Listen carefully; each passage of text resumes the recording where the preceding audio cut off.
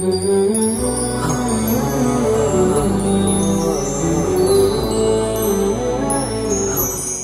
الله الرحمن الرحيم. الحمد لله رب العالمين، والصلاة والسلام على خير خلقه وآله أجمعين. اللهم اشرح لي صدري ويسر لي أمري واحلل عقدة من لساني يفقه قولي. ربنا آتنا في الدنيا حسنة وفي الآخرة حسنة وقنا عذاب النار. ربنا هب لنا من لدنك رحمة وهيئ لنا من أمرنا رشدا. اللهم آمين. عزیزان و خۆشەویستان، سەلام و ڕەحمەت و میهرەبانی خوای پەروەردگارتان لەسەر بێت. خوای پەروەردگار بە ڕەحم و بەزەی خۆی بمانگەڕێ لە بەندە ڕاستەقینەکانی خۆی. خۆم بە خۆشحاڵ دەزانم کە لە بەرنامەیەکی تازە دێمە خزمەتتان لەژێر ناونیشانی هەڵوێستە ئیمانیەکان. ئومێدمان وایە پێش هەموو شتێک خوای پەروەردگار لێمان ڕازی بێت و لێمان قبول کات و ببێتە مایەی ڕەزامەندی خوای پەروەردگار و پاشانیش ببێتە مایەی بەرچاوڕوونی زیاتری ئێمە و ببێتە مایەی ئەوەی کە ئێمەش چاو لەو هەڵوێستە ئیمانیانە و چاو لەو هەڵوێستە بەرزانە بکەین بۆ ئەوەی ئیمانمان بەهێز بێت و بۆ ئەوەی لە خزمەتی دامەزرانی ئیمانەکەماندا بن. بێگومان کە ئیمان چاکترین و گەورەترین نیعمەتە لە دنیا و لە قیامەتدا. لە دنیادا ئیمان دەبێتە مایەی سەربەرزی و مایەی بەختەوەری و مایەی ژیانێکی ئاسوودە و مایەی ژیانێکی کامەران و مایەی ژیانێکی خۆشبەخت. لە قیامەتیشدا ئیمان دەبێتە مایەی ڕەزامەندی خوای پەروەردگار و شادبوون بە ناز و نیعمەتەکان و بەهەشتی خوای پەروەردگار. کەواتە چاکترین نیعمەت و چاکترین چاکە لەو دنیایەدا کە ئینسان بەدەستی بێنێت بریتیە لە نیعمەتی ئیمان و ئیسلامەتی. ئەگەر تەماشای قورئان بکەین، خوای پەروەردگار هەڵوێستی بەرز و ئیمانی ئەو کەسانەمان بۆ تۆمار دەکات لە قورئاندا کە هەڵوێستەکانیان هەڵوێستی ئیمانی و هەڵوێستی بەرز بوون. بۆچی؟ بۆ ئەوەی ئێمەش چاو لەو هەڵوێستە ئیمانیانە بکەین و سەرمەشقیان لێوەربگرین و هەروەها ئیمانی خۆمان بەهێزکەین بۆ ئەوەی کە ئەو هەڵوێستە ئیمانیانەمان هەبن. ئەوە پێمان دەڵێت کە ئێمەش چاو لەو هەڵوێستە بەرزە ئیمانیانە بکەین و سەرمەشقی لەو هەڵوێستانە وەربگرین.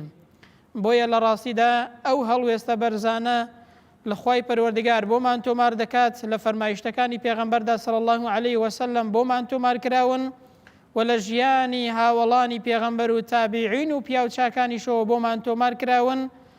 بەو ئومێدەی ئێمەش چاو لەو هەڵوێستە بەرزە ئیمانیانە بکەین و دەرس و پەندیان لێ وەربگرین. بابەتی ئەو جارەمان چەند هەڵوێستێکی ئیمانیە سەبارەت بە هەستکردن بە چاودێری خوای پەروەردگار. خوای پەروەردگار دەفەرمێت وەهوە مەعەکم ئەینەما کانوا. خوای پەروەردگار لەگەڵتاندایە بە زانست و زانیاریەکەی ئێوە لە هەر شوێنێک بن واتە هەست بە چاودێری و ڕقابەتی خوای پەروەردگارەوە بکەن. والله بما تعملون بصير. خوای پەروەردگار ئەوەی کە ئێوە دەیکەن دەتان بینێت و ئاگای لە هەموو ئاشکرا و نهێنیەکانتان هەیە. و هەروەها دەفەرمێ وەلەقەد خەلەقنا الئینسان. ئێمە ئینسانمان دروست کردووە و نەعلەم ما توەسوس به نەفسه. ئاگامان لە خەتەرەی دڵی هەیە، چ شتێک بەناو دڵی دادێت و بیر لە چ دەکاتەوە و چی لە ناو دڵ و دەرونیدا هەیە. ونحن أقرب إليه من حبل الوريد.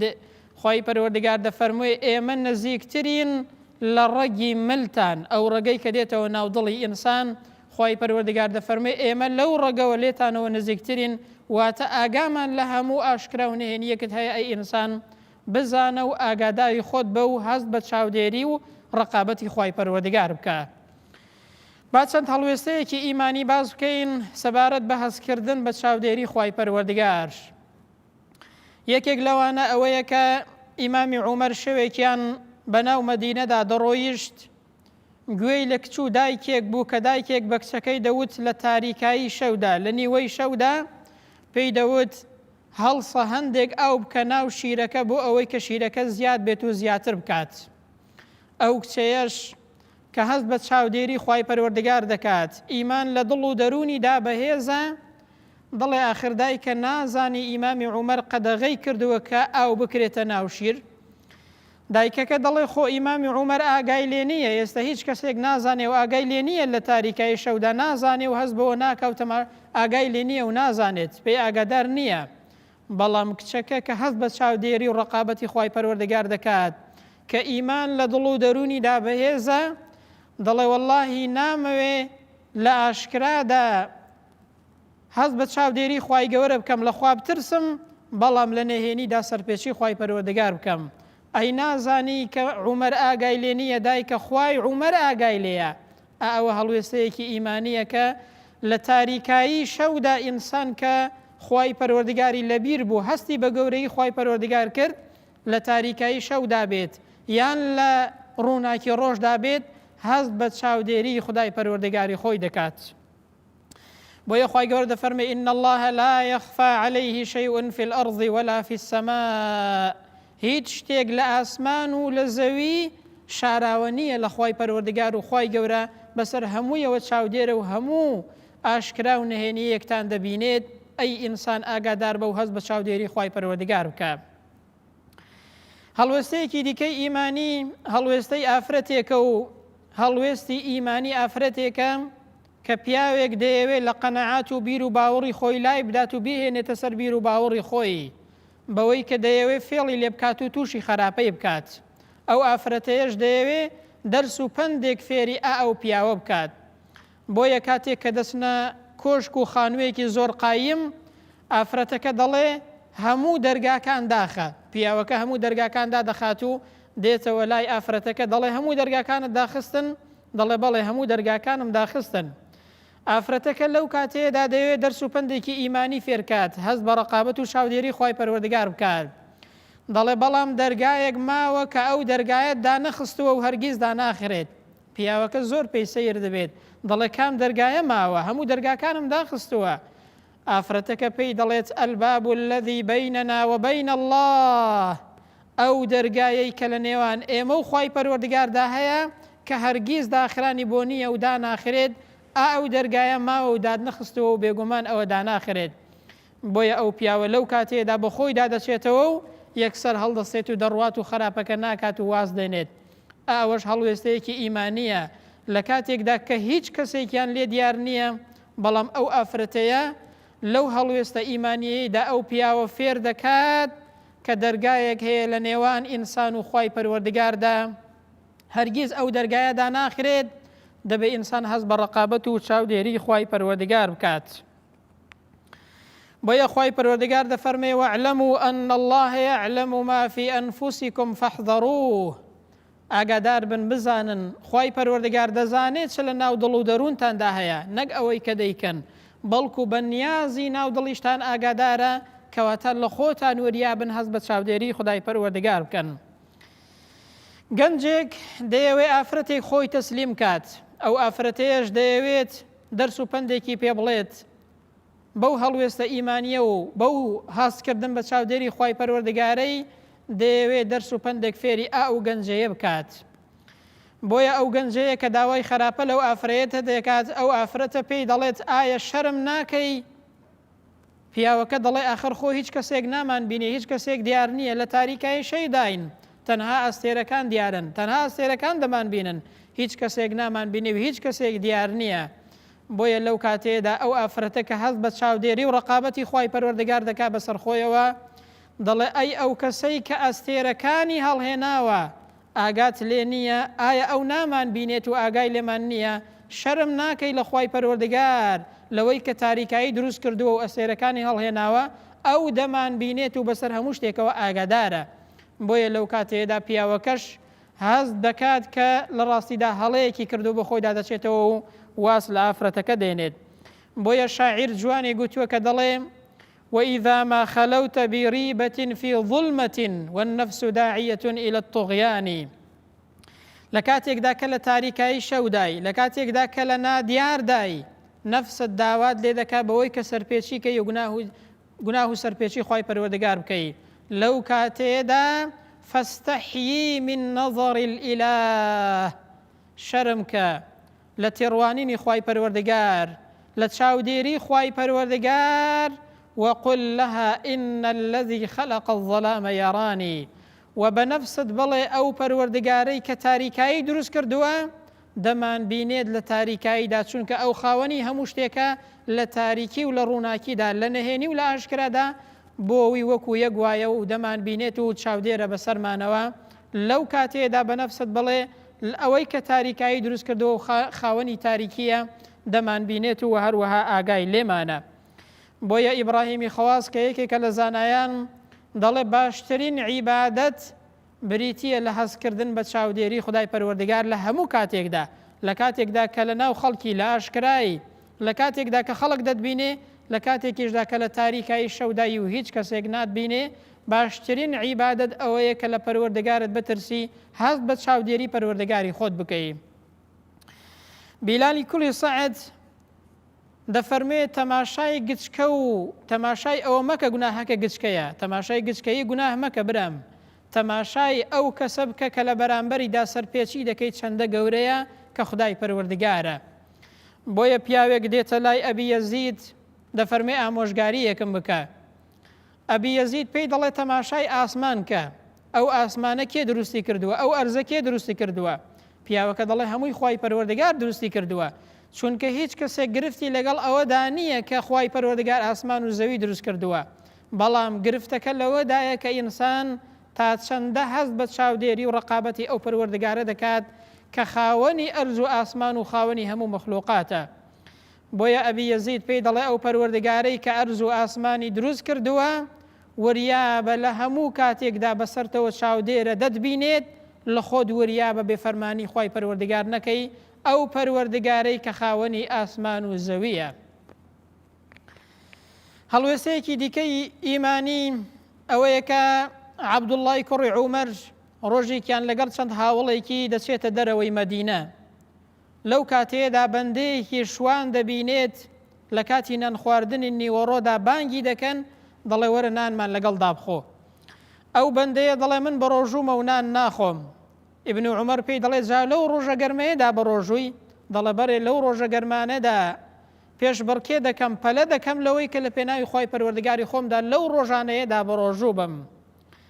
ئەنجا ئیبن عومەر دەیەوێت وەرعوو لە خواترسانی ئەو بەندەیە شوانە تاقیب کاتەوە تاخوا تا چەندە لە خوای پەروەردگاری خۆی دەترسێت. بۆیە پێی دەڵێ مەڕێکمان پێ بفرۆشە، پارەکەت پێ دەدەم و گۆشتەکەشی بۆ خۆت ببە بۆ ئەوەی کە بەربانگی پێ بکەیەوە و لە ئێوارەدا بیخۆی. ئەو بەندەیە پێی دەڵێ ئاخر مەڕەکان هی من نین، هی سەید و گەورەکەنم. دەڵێ ئاخر لە لای سەیدەکەت بڵێ گڕوک خواردوویەتی بە من بیفرۆشە و پارەکە بۆ خۆت و گۆشتەکەش هەر بۆ خۆت بێت، لای سەیدەکەش بڵێ گورک خواردوویەتی. لەو کاتەیەدا ئەو بەندەیە پەنجەی بۆ ئاسمان بەرز دەکاتەوە و ڕوو لە عەبدوڵڵای کوڕی عومەر وەردەگێڕێ و دەفەرمێت فەئەین الله، ئەی خوای پەروەردگار لەکوێیە برام؟ ئەوە هەڵوێستی ئیمانیە لە کاتێکدا کە هیچ کەسێکی لەلا نییە، لە کاتێکدا کە سەید و گەورەکەی پێی نازانێت، بەڵام ئەو دەفەرمێت ئەی خوای پەروەردگار لەکوێیە برام؟ ئەی خوای پەروەردگار ئاگای لێیە، ئەگەر بتوانم لە لای تۆش بە شێوازێک لە شێوازەکان شتێک بڵێم، لە لای سەیدەکەم شتێک بڵێم، ئەی خوای پەروەردگار ئاگای لە هەموو شتێکە و خوای پەروەردگار لەکوێیە برام. بۆیە عەبدوڵڵای کوڕی عومەر کاتێک کە دەچێتەوە بۆ مەدینە دەچێتە لای سەید و گەورەی ئەو بەندەیە، بەندەکە دەکڕێت و ئازادی دەکا و مەڕ و ماڵەتەکەش لە خاوەنەکەی دەکرێت و وەدەیدات بەو بەندەیە. ئەوە سەرنجامی هەستکردنە بە ڕقابەت و چاودێری خوای پەروەردگار، هەر لە دنیادا پاداشتەکەی وەرگرت.